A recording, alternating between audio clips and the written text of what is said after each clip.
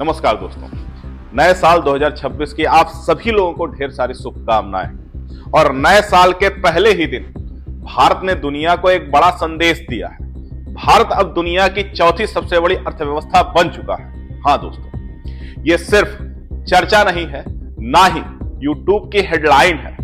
भारत सरकार ने इसे ऑफिशियली कंफर्म कर दिया है।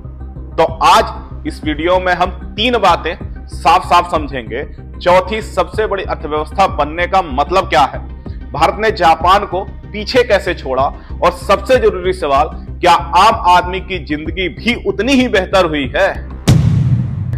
चलिए शुरू करते हैं। आज के समय में भारत चौथी लार्जेस्ट इकोनॉमी हो गई है। इसका मतलब क्या है?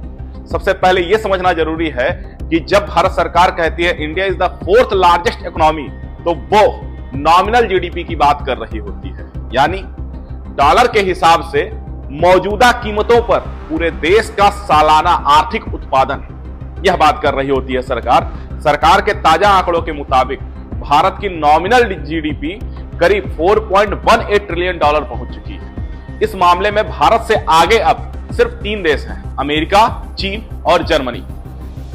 और इसके बाद में चौथे नंबर पर आ जाता है अपना भारत, और जापान पीछे छूट गया। क्या भारत ने जापान को और कैसे ओवरटेक किया? अब सवाल यह है, जापान जैसे विकसित देश को भारत पीछे कैसे छोड़ा? इसके पीछे चार बड़े कारण हैं। पहला कारण है तेज ग्रोथ। भारत एक तेजी से बढ़ती हुई अर्थव्यवस्था है। 6 से 8% की ग्रोथ हमारे लिए नॉर्मल बन चुकी है। वहीं जापान पिछले कई दशकों से 1% से भी कम ग्रोथ देख रहा है। दूसरा, युवा आबादी बनाम बूढ़ी आबादी। भारत की मीडियन उम्र जो है वो 28 साल है, यानी काम करने वाली आबादी ज्यादा है। जापान में लोग ज्यादा बूढ़े हो रहे हैं, वर्क फोर्स घट रही है। तीसरा कारण है करेंसी फैक्टर। जापान की करेंसी येन पिछले कुछ सालों में काफी कमजोर हुई है, और जब जीडीपी डॉलर में मापी जाती है तो कमजोर करेंसी देश की रैंकिंग को नीचे ले जाती है। भारत का स्ट्रक्चरल मोमेंट्स जो है, यानी कि भारत में इंफ्रास्ट्रक्चर, मैन्युफैक्चरिंग और डिजिटल इकोनॉमी, ये तीनों एक साथ और तेजी से आगे बढ़ रहे हैं। यही वजह है भारत ने जापान को पीछे छोड़ दिया। भारत के ग्रोथ की असली इंजन को अब समझते हैं हम। भारत की अर्थव्यवस्था आगे बढ़ क्यों रही है? डेमोग्राफिकल एडवांटेज भारत के पास में है। युवा आबादी है, ज्यादा प्रोडक्शन है और ज्यादा कंजम्पशन है। इंफ्रास्ट्रक्चर पुश हो रहा है। हाईवे, रेलवे, एयरपोर्ट, लॉजिस्टिक की लागत घट रही है। बिजनेस सस्ता हो रहा है। मैन्युफैक्चरिंग और PLI scheme, electronics, defence, pharma और चाइना वन स्ट्रेटजी का फायदा भारत को मिल रहा है। मजबूत घरेलू मांग। भारत की जीडीपी का लगभग 55 से 60% हिस्सा कंजम्पशन में चला जाता है, यानी भारत अपनी ताकत खुद है। डिजिटल पब्लिक इंफ्रास्ट्रक्चर, आधार, यूपीआई और जीएसटी, ट्रांजैक्शनल आसान है। फॉर्मल इकोनॉमी मजबूत है। अब अगला नंबर जर्मनी है। सरकार का कहना है कि अगले 3 साल में भारत जर्मनी को पीछे छोड़ देगा।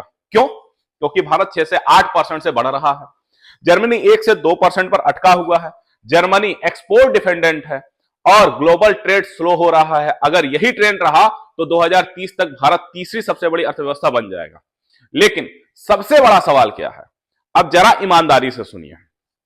भारत भले ही जीडीपी में चौथे नंबर पर आ गया है, लेकिन पर कैपिटल इनकम में हम अभी बहुत पीछे हैं। भारत लगभग $2800 है, जापान लगभग $34,000 है। यानी एक आदमी की औसत जापानी नागरिक भारतीय नागरिक से 12 गुना ज्यादा कमाता है।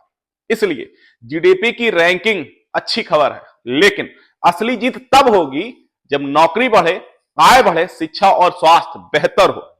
फिर भी ये क्यों जरूरी है? क्योंकि इसे भारत को ग्लोबल सप्लाई चेन में ताकत माना जाएगा। ज्यादा एफडीआई मिलेगा, आईएमएफ, वर्ल्ड बैंक, G20 में ज्यादा वजन होगा। अमेरिका, चीन के बीच बैलेंसिंग पावर मिलती है। नए साल का संदेश क्या है दोस्तों?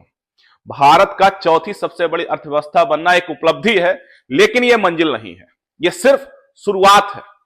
अब चुनौती यह है कि यह ग्रोथ हर भारतीय की जिंदगी तक पहुंचे। नए साल में यही उम्मीद है, तेज ग्रोथ, बेहतर जिंदगी। एक बार फिर आप सभी लोगों को नए साल की हार्दिक शुभकामनाएं। अगर वीडियो पसंद आया हो तो इसे शेयर करें, क्योंकि सही जानकारी ही देश की ताकत होती है। और गुरु के साथ जुड़ जाएं।